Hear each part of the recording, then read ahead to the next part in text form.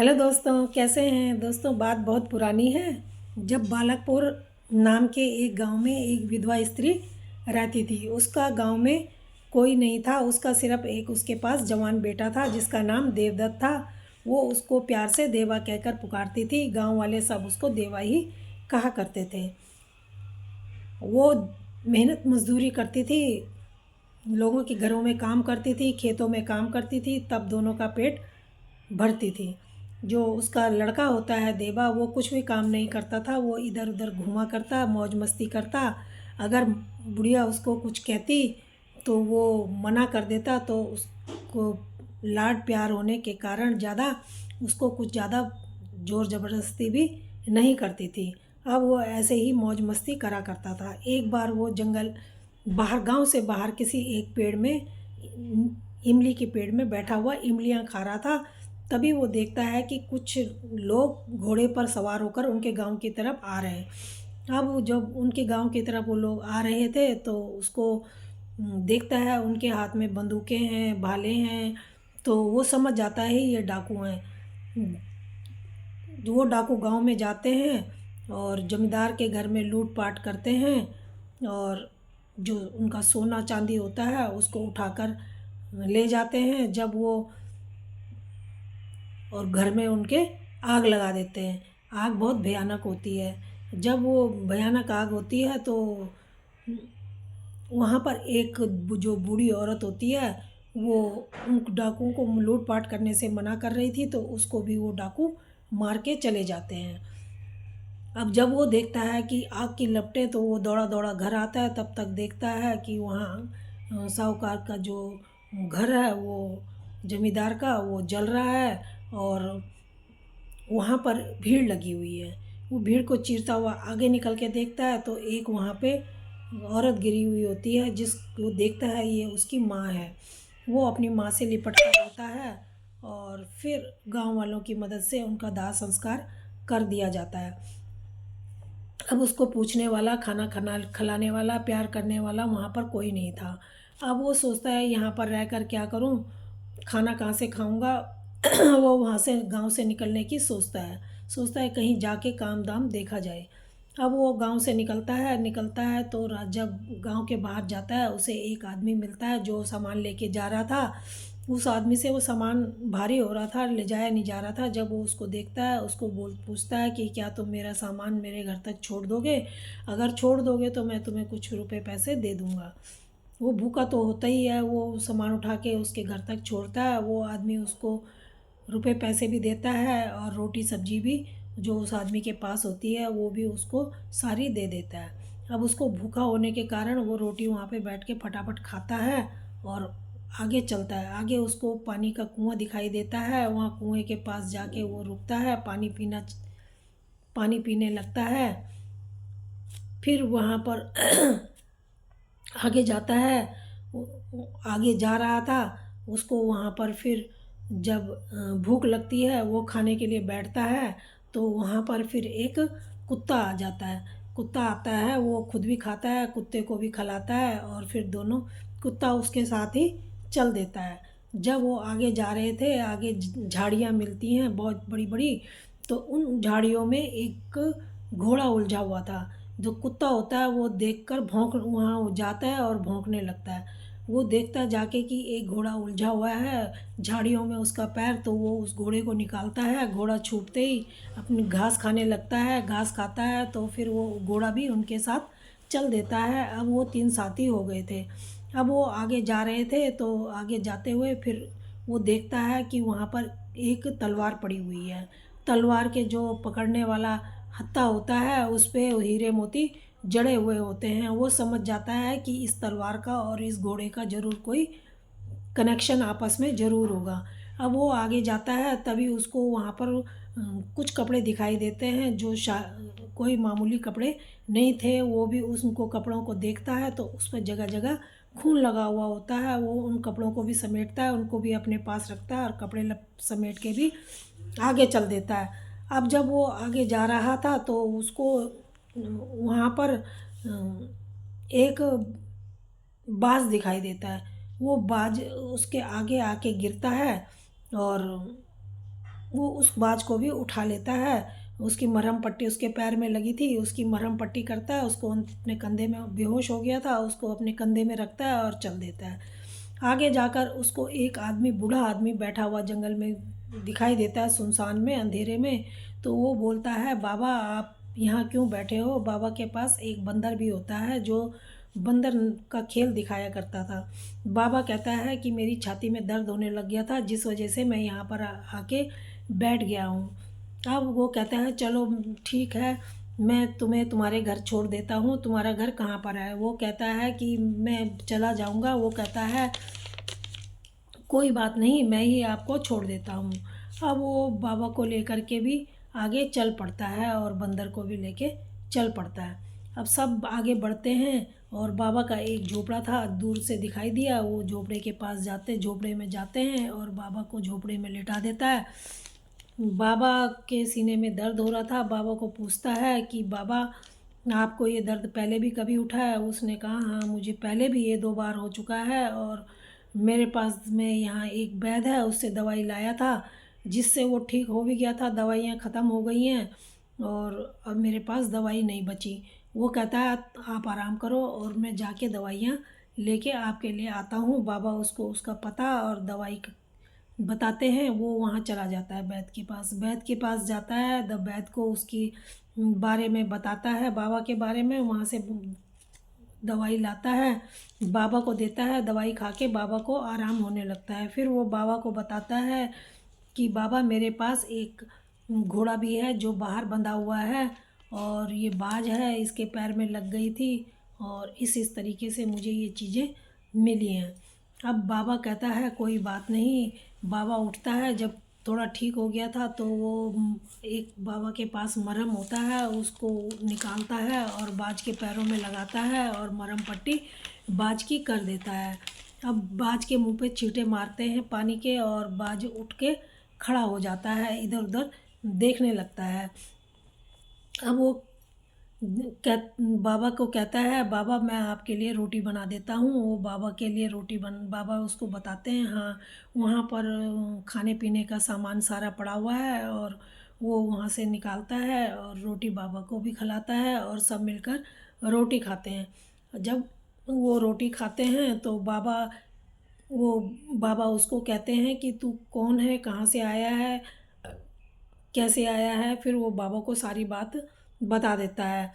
अब वो कहता है मैं इसी शहर में रह कर के अपना कोई काम करूँगा। बाबा कहता है तुम्हें कहीं जाने की ज़रूरत नहीं है बेटा, तुम मेरे साथ रहो और मैं तुम्हें बंदर का खेल तमाशा सिखा दूँगा और तुम मेरे दोनों मिलकर फिर कमाया करेंगे। बाबा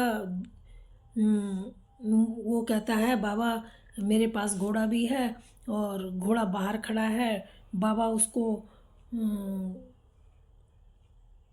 घोड़े के बारे में पूछते हैं। वो घोड़े के बारे में सारी कहानी बता देता है। घोड़ा और तलवार, कपड़े सब बाबा को दिखा देता है। अब बाबा समझ जाते हैं। बाबा कहते हैं ये तो एक राजा का जो बेटा है, राजकुमार, वो शिकार करने के लिए जंगल में गया था और वहाँ से वापस नहीं आया है और राजा ने सारे में मुनादी करा रखी है कि जो भी राजकुमार को ढूंढ के लाएगा उसको राजा इनाम देंगे। अब तुमने ये तो बहुत बड़ा काम कर दिया है, चलो राजा के पास चलते हैं।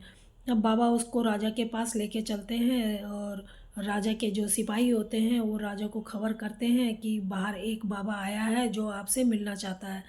वो राजकुमार की खबर लेके आए हैं। तो राजा फटाफट दौड़ के जाते हैं, बाबा को अंदर लेके आते हैं। वो लड़का भी आता है और बाबा से पूछते हैं बताओ तुम राजकुमार के बारे में क्या जानते हो? अब बाबा कहता है मैं नहीं महाराज, ये जो मेरे साथ लड़का है ये उसके बारे में बताएगा। फिर लड़के से पूछा जाता है, लड़का सारा कुछ उनको बताता है राजा को। राजा कहता है मैं कैसे सच मानूं, क्या तुम मुझे उस जगह पर ले जा सकते हो? लड़का कहता है हाँ क्यों नहीं। राजा और राजा के सिपाही जब उस लड़के के साथ वहाँ जाते हैं तो उनको मरा हुआ कुत्ता भी दिखता है और मरा हुआ कटा सिर वाला शेर भी दिखाई देता है जिससे वो जंगल में कुत्ता भिड़ गया था और इसने उसके सिर को काट दिया था। अब वहाँ जाते हैं और देखते हैं तो फिर वापस उसकी जो राजकुमार की लाश होती है वो लेके आते हैं। राजकुमारी लाश को देख करके रोने लगती है और उसका इकलौता बेटा होता है और वो बहुत परेशान होती है और बहुत बीमार हो जाती है।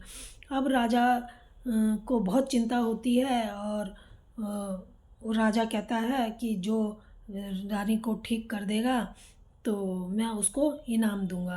अब कई वैद्य हकीम आते हैं लेकिन उसको ठीक कर नहीं पाते हैं। लेकिन एक बार एक आता है वैद्य, वो कहता है कि जंगल में एक जहरीली पहाड़ी है, उस जहरीली पहाड़ी में कुंदन बूटी लगती है, उस कुंदन बूटी को लाना होगा। जो वो उससे ये ही रानी उसी से ठीक हो सकती है।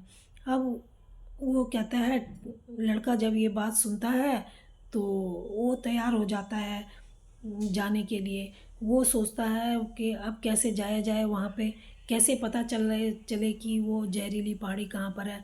वहाँ पर एक उनके नज़दीक एक फौजी रहा करता था जो पहले कभी फौज में हुआ करता था। वो उसके पास जाता है और उससे पूछता है, क्या आपको जहरीली पहाड़ी का पता है? वो बताता है, हाँ मुझे जहरीली पहाड़ी का पता है। नगर से बाहर एक नदी है, नदी के पार ही, नदी से लगी हुई वो जहरीली पहाड़ी है। उस उस पे ही वो कुंदन के फूल लगते हैं जो पीले रंग के हैं। अब वो वहाँ से जाता है एक लोहार के पास, लोहार को बोलता है, क्योंकि जो बंदर वाला होता है उसने उसको तार पर चलना फिसलना सिखा दिया था। जिस और बाज को भी बाबा ने मरने से पहले ये सब सिखा दिया था। अब बाबा तो मर गया होता है लेकिन वो ये करतब सीख चुका था। अब वो जब बनवाता है राजा के पास जाता है, राजा को कहता है कि मैं वहाँ जाना चाहता हूँ जहरीली पहाड़ी पे। तो राजा कहता है वहाँ जाना खतरे से, वहाँ जाने में बहुत खतरा है, वहाँ से कोई भी वापस नहीं आता। अगर कोई वहाँ, पहले तो जाना मुश्किल है, अगर कोई चला भी गया तो कोई वहाँ से बच के नहीं आ सकता। वहाँ पर सांप बिच्छू वगैरह बहुत जहरीले जानवर रहते हैं। वो कहता है कोई बात नहीं, मेरे कारण रानी बीमार हुई है, मैं ही उसकी दवा दारू मैं ही लेके आऊँगा। वो बहुत फिर वहाँ से वो जाता है और राजा से कहता है मुझे 10 चांदी के सिक्के दे दीजिए। राजा कहता है 10 चांदी के सिक्के का क्या करोगे? वो कहता है कि मुझे कुम्हार से कुछ बनवाना है, उसके लिए मुझे वो 10 चांदी के सिक्के उसे देने हैं। अब राजा उसे वो सिक्के देता है, कुम्हार के पास, लोहार के पास जाता है और लोहार से वो रस्सी बनवाता है, एक लोहे की छड़ भी बनवाता है और बाज को लेकर के और अपने कुत्ते को ले बाज को लेकर के और वो वहाँ पर जाता है। जब बाज को लेकर के वो वहाँ जाता है तो अब बाज को वो लोहे की छड़ में वो जो तार बनाई होती है उसको फंसा देता है और छड़ उसको, बाज को पकड़ाता है और बाज को इशारा करता है, बाज उड़ जाता है, उस पहाड़ी पे जाता है और बड़े बड़े पत्थरों के बीच में उनको डाल देता है। वो वहाँ जाके छड़ जो है उनके बीच में फंस जाती है। अब वो वहाँ से इस तरफ उसको खींच के देखता है, नदी के इस तरफ देखता है कि अब ये पक्की तौर पे फंस चुका है। अब फिर वो यहाँ दूसरी तरफ पेड़ के ऊपर उसको मजबूती से बांध देता है और उस पर फिसलता हुआ नदी को पार करता है और वहाँ से उस पर से जो पीले फूल होते हैं उनको चुन के फटाफट वापस आता है और लेके राजा के पास जाने लगता है। तभी देखता है कि वहाँ पर सुनसान इलाके में एक आदमी उसको दिखाई देता है। वो सोचता है इस सुनसान इलाके में ये आदमी अकेला यहाँ पर क्या कर रहा है। वो चुपचाप उसके पीछे जाता है और उसको उसका पीछा करता है। देखता है कि वो एक गुफा के अंदर चला गया है। वो चुपचाप उसके पीछे गुफा के अंदर जाता है, देखता है वहाँ पर गुफा में बड़े बड़े संदूक हैं, उनमें उसको खोलता है जब वो आदमी, तो उसमें काफ़ी सोने की चीज़ें चमकती हुई दिखाई देती हैं। वो आदमी कहता है कि मैं अपने दोस्तों से छुपके जब तक वो आते हैं अपना थैला भर लेता हूँ कुछ और यहाँ से लेकर के फरार हो जाता हूँ और ऐश की ज़िंदगी जीऊँगा।